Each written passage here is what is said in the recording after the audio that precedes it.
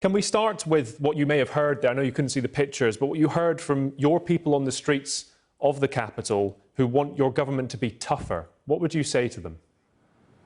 I think the message we've already sent is that we will use every diplomatic and political option to pursue a path at the United Nations as well, to show the world what India has done. Let's consider what India has done by this action, which is illegal, illegitimate, and unlawful. What they have done is to fly in the face of Security Council resolutions that have been there on the Council's agenda for 70 years. 11 Security Council resolutions. They have violated them. They have violated international law. They don't wish to talk to Pakistan to find a peaceful settlement of this outstanding dispute.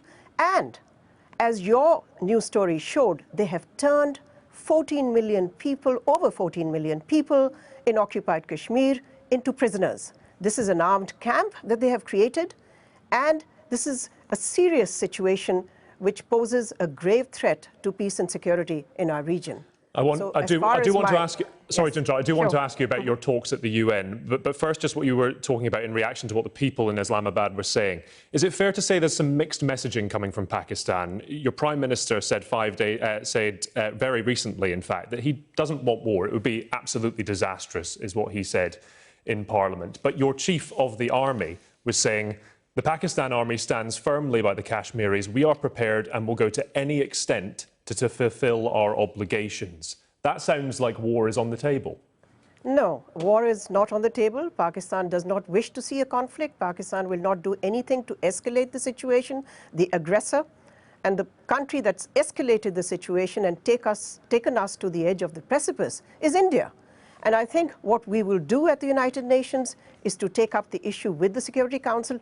After all, the UN has outstanding responsibilities to deal with this issue. There are Security Council resolutions, as I explained to you earlier, and what we had yesterday was a very strong statement from the Secretary General of the United Nations, which validated these Council resolutions and said this issue must be resolved according to the UN Charter. And the UN Charter, what is integral in the UN Charter, is the right of self-determination. I think what's at stake here is the destiny, the future, and the lives of over 14 million people who've been turned into hostages. There is huge military presence in occupied Jammu and Kashmir.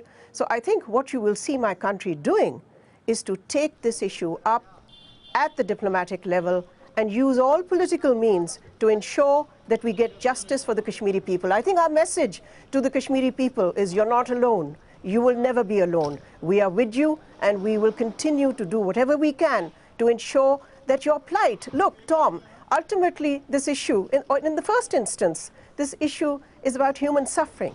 It's about the plight of a people who've been deprived of their liberty for over 70 years, and now they're on the edge of being deprived of everything else.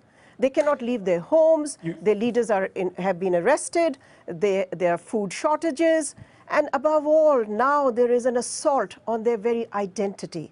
So Pakistan will stand with the people of Kashmir, and we will do whatever we can to ensure that there is justice. You rightly call out those human rights abuses, and you've just said, you know, we are with you, the people of Kashmir. You highlight their human suffering correctly.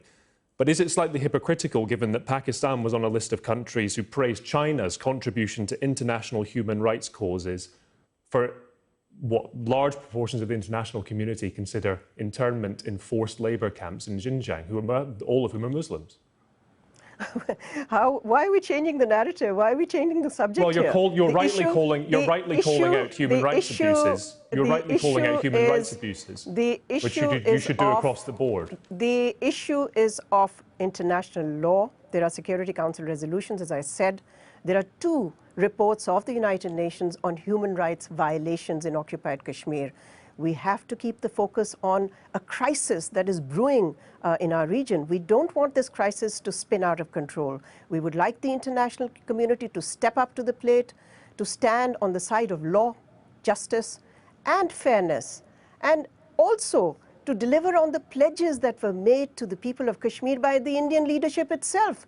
Years and years ago, Indian leaders pledged and promised a plebiscite for the people of Jammu and Kashmir so that they could freely decide their destiny.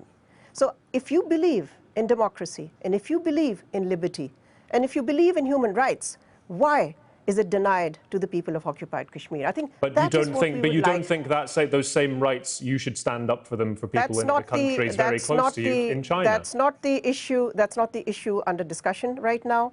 What we will be taking up with the Security Council is the issue which is before us before this crisis spins out of control. Okay, let me ask you about Antonio Guterres and the UN in general. Then, do you really have confidence in the UN stepping up to the plate? Because his statement, which was supportive of you, also said that he recalls the 1972 agreement on bilateral relations between India and Pakistan, which states that the final status of Jammu and Kashmir is to be settled by peaceful means. Do you think he's distancing the UN from a key role in this with that statement? Not at all. Not at all. By validating and referring to UN Security Council resolutions, by also expressing his concern that these restrictions are going to exacerbate the human rights situation in occupied Kashmir, we are satisfied with this statement, and we really think that it will be up to the Security Council now to address this issue.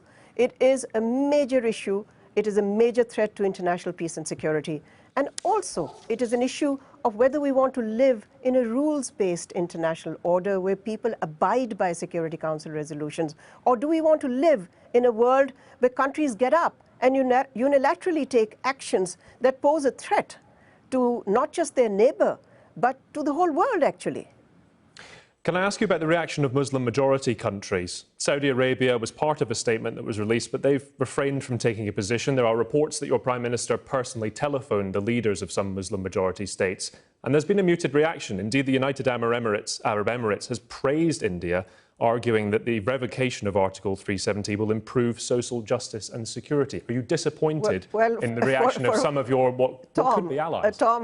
Tom, for a start, I think you've had somebody's given you very selected press reports. So the Prime Minister hasn't spoken. Your Prime Minister hasn't spoken to any Muslim-majority countries. I've just had a meeting with the Saudi ambassador to the United Nations. He's expressed his full support for my country's position here at the UN. I have been meeting with other Muslim countries here. We have had a strong statement from the Secretary General of the OIC, which is the Organization of Islamic Countries. We are confident that our Muslim brothers and sisters will stand by us. But the question I have to ask Western countries who lecture the whole world about human rights, what about the human rights of the people of occupied Kashmir? I mean, you take up cudgels for everyone else. Would you like, therefore, to hear more from the United States and the United Kingdom? We would certainly like to hear more from the United Kingdom, which is responsible for the dispute in the first place. Let's not forget, this is something which is the unfinished business of a colonial era. So yes, we certainly would like to hear. But you know, above all, Tom, what we'd like countries to take positions on is the issue of the plight of a people who were made promises. These promises are enshrined in UN Security Council resolutions. Those were agreed. These are international documents. They were signed. Countries signed up to them. So the question we have to ask is, are these Security Council resolutions going to be cast aside? And are we going to allow geopolitics to color our position on this? And I think ultimately countries will come down on the side of justice and, of course, on the side of peace. Because above all, I mean, the mood that I find at the UN, and I can share that with you, is one of shock and deep concern about the action that the Indian government has taken. My country has not done anything. Not apathy, though. You don't sense there's a reluctance to want to get involved at the UN? I think countries are being lobbied and briefed right now. All of these diplomacy is a process. It's not an event, and it doesn't take place as a news story. So it takes a while to get people to be fully briefed so they know the full picture. Plus, look at the situation on the ground in occupied Jammu and Kashmir. What your reporter just sent you a news report, what does that say? What that says is that the curfew and the restrictions on people's very movement is in place. What will happen? After all, curfews are not permanent. What will happen when these curfews come off, when they end? The anger of the Kashmiri people will be heard loud and clear across the world. So just one final. Sorry, yes, we're running slightly short on time. I do just want to ask you one final question. Apologies for interrupting. You mentioned the UK. When it comes to the President of the United States, Imran Khan seems to have asked him for some help previously. Was that the right decision? Yes, of course it's the right decision. You know, you mentioned the Simla Agreement and a bilateral dialogue. When the other country does not want to be a partner for peace, we then look towards the world and we look towards mediators, we look towards the United Nations. We are ready for bilateral, multilateral, any format, so long as we can get justice for the people of occupied Jammu and Kashmir.